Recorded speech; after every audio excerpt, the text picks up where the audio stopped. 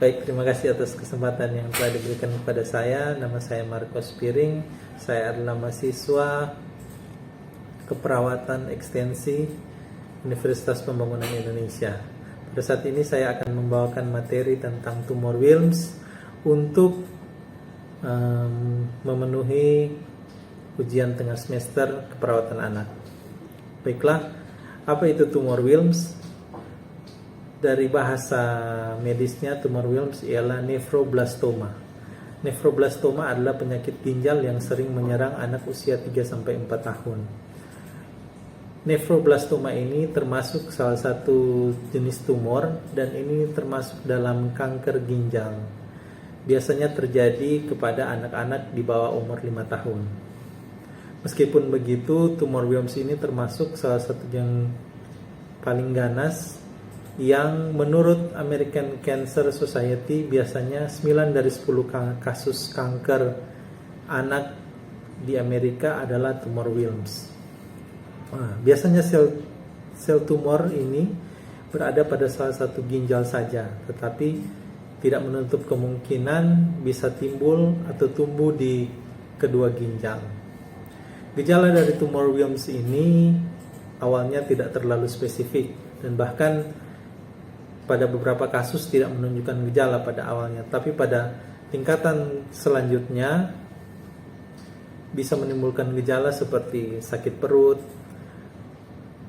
perut membengkak, otot perut mulai tidak bisa terasa lagi, demam, ada darah pada urin, mual, muntah, kehilangan nafsu makan, nafas menjadi pendek, dan bahkan bisa membuat tekanan darah menjadi tinggi pada anak-anak.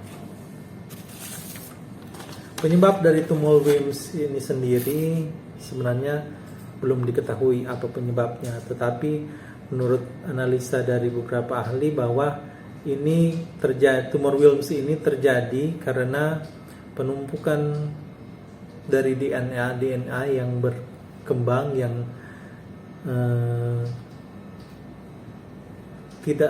tidak normal, sehingga memungkinkan sel ini tumbuh dan mati tetapi tidak bisa dikeluarkan dalam tubuh, sehingga tetap menumpuk, dan biasanya penumpukan ini terjadi pada sel-sel yang ada di ginjal anak. Untuk mendiagnosa tumor Wilms ini biasanya kita melakukan 3 tes diagnosa. Yang pertama ialah tes darah dan tes urin. Ini untuk memeriksa fungsi ginjal dan fungsi hati dari pasien, serta kondisi pasien secara keseluruhan. Tes yang kedua adalah tes pencitraan untuk mendapatkan gambaran secara detail mengenai kondisi organ tubuh, terutama ginjal, serta mendeteksi penyebaran sel tumor ini ada di mana saja. Tes pencitraan ini contohnya ialah USG abdomen, foto ronsen, CT scan, dan MRI. Tes yang ketiga ialah tes yang dilakukan bila kita ada merujuk kepada tindakan operasi, yaitu biopsi. Biopsi ini yaitu pengambilan sampel jaringan tumor untuk melalui proses analisis dan evaluasi di laboratorium. Setelah dokter memastikan diagnosis dari penyakit ini atau dari pasien ini, dokter akan menentukan stadium tumor Wilms yang diderita oleh anak. Biasanya ada 5 stadium dari tumor Wilms ini yang menunjukkan tingkat keparahan tumor yang diderita. Stadium pertama, tumor hanya berada di dalam satu ginjal saja dan dapat disembuhkan melalui tindakan operasi. Stadium kedua, tumor telah menyebar ke jaringan sekitar ginjal, termasuk pembuluh darah. Pada stadium ini kita juga perlu melakukan tindakan operatif. Stadium ketiga, penyebaran tumor ini sudah meluas dan mulai mencapai organ bagian perut dan kelenjar getah bening. Stadium keempat, tumor telah menyebar ke organ yang letaknya jauh dari ginjal, seperti paru-paru, tulang, maupun otak. Stadium kelima, tumor Wilms ini telah menyerang kedua ginjal. Pengobatan untuk tumor Wilms. Pengobatan untuk tumor Wilms ini berdasarkan dari usia, tingkat keparahan tumor, dan kesehatan anak secara keseluruhan. Ada 3 metode utama untuk pengobatan tumor Wilms ini. Yang pertama, operasi pengangkatan ginjal, yaitu nefrektomi, yaitu prosedur pengangkatan baik sebagian, seluruh, atau kedua ginjal yang terdapat tumor.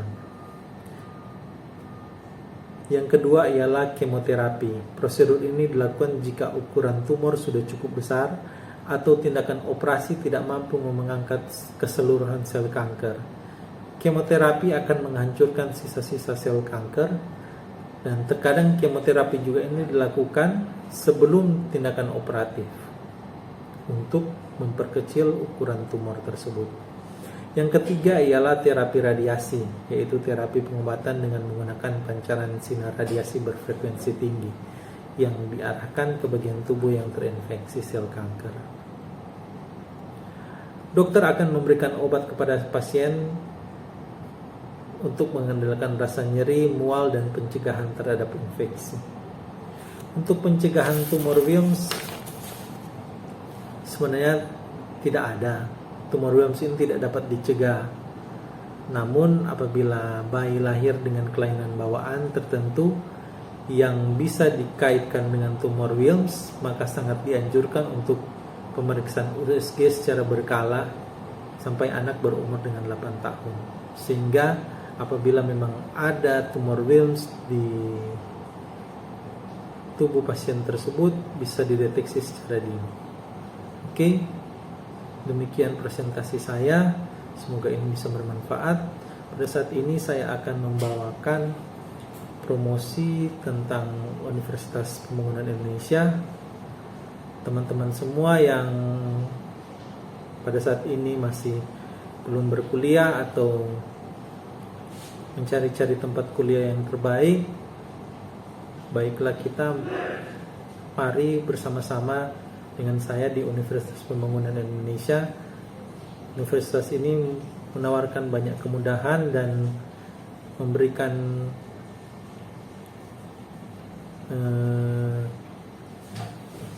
kita waktu dan memudahkan untuk mendapatkan ilmu. Bagi saya yang sudah bekerja, ini cukup sangat membantu kepada saya sehingga saya bisa berkuliah, melanjutkan studi, sehingga saya bisa mendapatkan masa depan yang lebih baik. Jadi mari kita sama-sama berkuliah di Universitas Pembangunan Indonesia. Terima kasih.